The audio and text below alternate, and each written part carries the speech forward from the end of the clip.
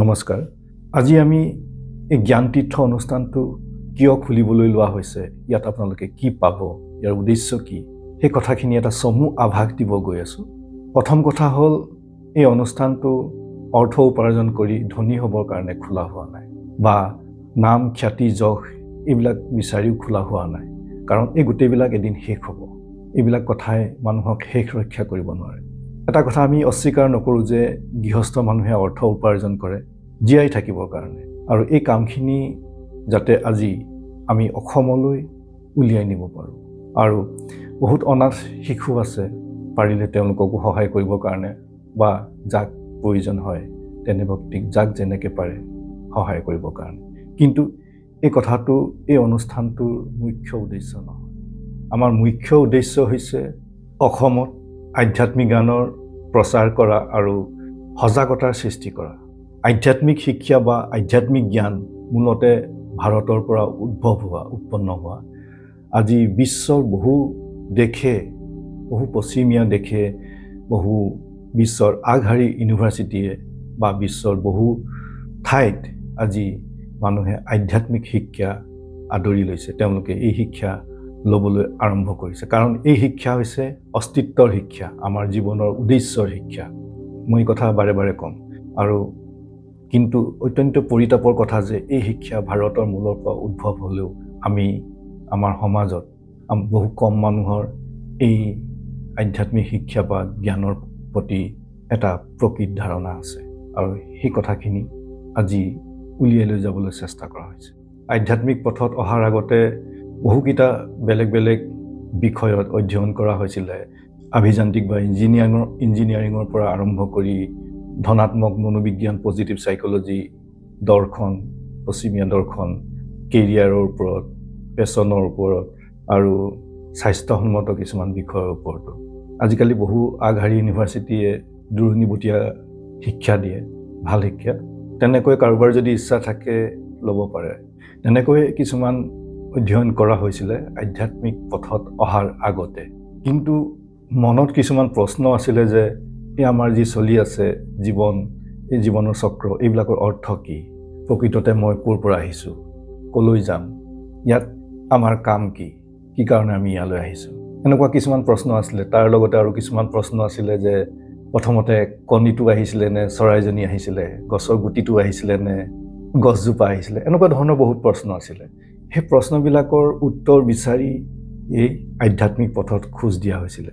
আৰু এতিয়া এই কথাখিনি বুজি পোৱা হৈছিল যে এইখিনি জ্ঞান, এইখিনি আজি আমাৰ অসমৰ সমাজত মানুহে জনাৰ প্ৰয়োজন আছে, আৰু জানিলে মানুহে বহু ধৰণে উপকৃত হ'ব।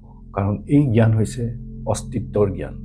মূলতে এই জ্ঞানে আমাক পৰম সত্যৰ কথা জানিবলৈ দিব, যে যি পৰম সত্যৰ পৰা, অপৰিৱৰ্তনীয় সত্যৰ পৰা আমি পৃথক নহয়, সেই সত্য হৈছে আনন্দ স্বৰূপ। দ্বিতীয়তে, আৰু এই কথাখিনি জানিলে আমাৰ মনৰ পৰা নিৰাপত্তাহীন যি আমি ভোগো, মনত থাকে যি ভয় ভাৱ থাকে, সেই ভয় ভাৱ লাহে লাহে নোহোৱা হ'ব, মনলৈ শান্তি আহিব, আৰু সমন্বয় আৰু একতাৰ সৃষ্টি হ'ব।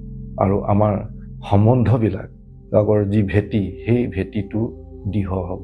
আৰু এই কথাখিনি যেতিয়া উঠি অহা ল'ৰা ছোৱালীবিলাকেও, সন্তানসকলেও, নৱপ্ৰজন্মই যেতিয়া গম পাব, বুজিব পাৰিব, তেওঁলোকে এটা জীৱনৰ প্ৰকৃত দিশ পাবৰ কাৰণে এই কথাখিনি তেওঁলোকক সহায় কৰিব। আশা কৰোঁ সকলোৱে এই যাত্ৰাটোত এই কথাখিনি আগবঢ়াই নিয়াত যোনে যেনেকৈ পাৰে সহযোগ কৰিলে ভাল লাগিব, সকলোৰে ভাল হওক। এতিয়া যদি আমি এটা কথা লক্ষ্য কৰি চাওঁ, এই গোটেই বিশ্ব ব্ৰহ্মাণ্ডৰ প্ৰতিটো বস্তুৱেই পৰিৱৰ্তনশীল। ইয়াত অপৰিৱৰ্তনীয় সত্য কি আছে যিটো পৰিৱৰ্তনশীল নহয়?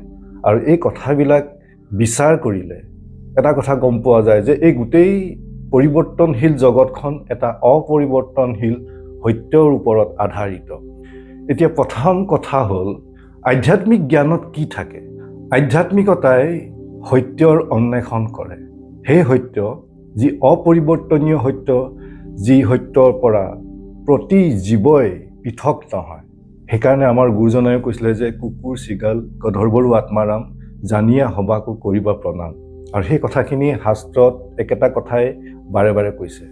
আৰু এইখন পৃথিৱীত চেতনা থকা জীৱ হিচাপে সেই সত্য অন্বেষণ কৰিব পৰা মানুহৰ বিচাৰ বুদ্ধি ক্ষমতা থাকে। যেতিয়া আমি আমাৰ উৎসটোলৈ আমি যেতিয়া যাওঁ, আমি ক'ৰ পৰা আহিছোঁ, আমাৰ প্ৰকৃত উৎস কি, তেতিয়া আমি এই কথাখিনিৰো উত্তৰ পোৱা যায়। আমি এইখন পৃথিৱীত, এইখন জগতত আমি কিয় আহিছোঁ। এই গোটেই বস্তুবিলাক এটা ৰূপৰ পৰা আন এটা ৰূপলৈ পৰিৱৰ্তিত হৈ থাকে, এখন শক্তি ক্ষেত্ৰৰ নিচিনা। সেইটো কাৰণে কয় নামৰ ৰূপ ব্যৱহাৰ। এই গোটেই কথাখিনি প্ৰকৃততে কি চলি আছে, তেতিয়া আমি সেই উত্তৰটো পোৱা যায়।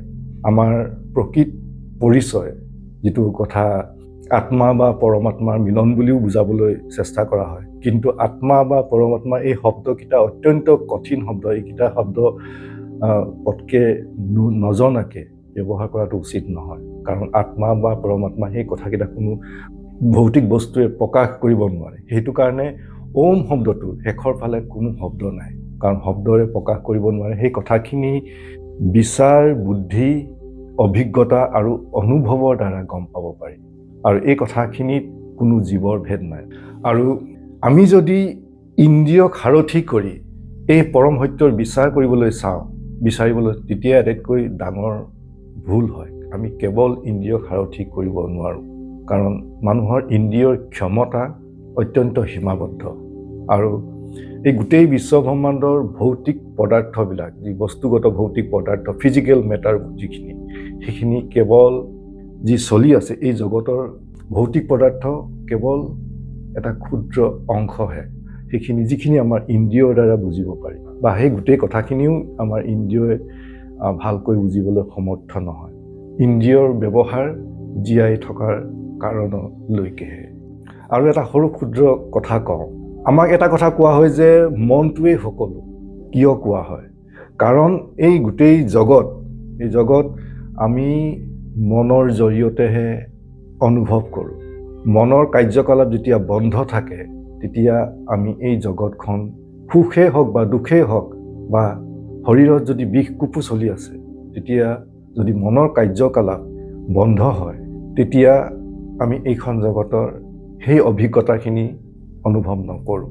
উদাহৰণস্বৰূপে গভীৰ নিদ্ৰাত থাকিলে আমি সুখেই হৈছে নে দুখেই হৈছে, শৰীৰত বিষ হৈ থাকিলেও আমি অনুভৱ নকৰোঁ।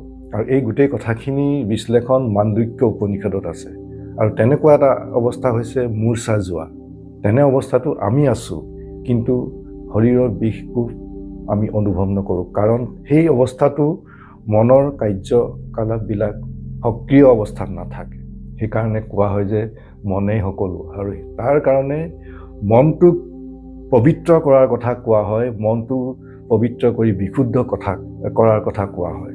পতঞ্জলি যোগৰ উদ্দেশ্য হৈছে চিত্তবৃত্তি নিৰোধ। চিত্তবৃত্তি মানে, চিত্ত মানে মন, বৃত্তি মানে মনটো ইফাল সিফাল গৈ থাকে, সেই বৃত্তিবিলাক হৈছে ৰখাই দিয়া, মনটো স্থিৰ কৰা।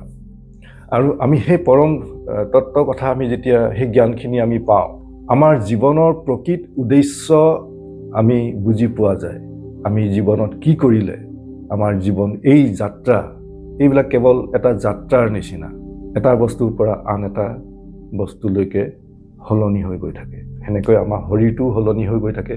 আমি কিয় শৰীৰ নহয়, আমাৰ প্ৰকৃত পৰিচয় কিয় শৰীৰ, এই ক্ষুদ্ৰ শৰীৰটো হ'ব নোৱাৰে, আমি আগতে কথা পাতি গৈ আহিছোঁ, সেইখিনি কথা আমি নাপাতোঁ।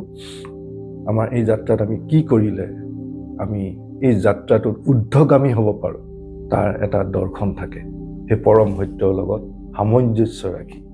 আৰু এই যাত্ৰা আমাৰ পৰম পদ নোহোৱালৈকে, আমাৰ যি নিজৰ প্ৰকৃত পৰিচয়, সেই পৰম সত্যৰ লগত আমি যেতিয়ালৈকে সম্পূৰ্ণভাৱে উপলব্ধি কৰিব নোৱাৰোঁ, তেতিয়ালৈকে এই যাত্ৰা অব্যাহত থাকে। আনন্দস্বৰূপ পৰম সত্যৰ লগত যেতিয়ালৈকে আমি নিজকে সম্পূৰ্ণভাৱে বিচাৰি নাপাওঁ। কিন্তু সদায় আছে, সদায় থাকিব। আমাৰ এই মনৰ চঞ্চল হৈ থকাৰ কাৰণে আমি গম নাপাওঁ। সকলোৰে ভাল হওক। নমস্কাৰ।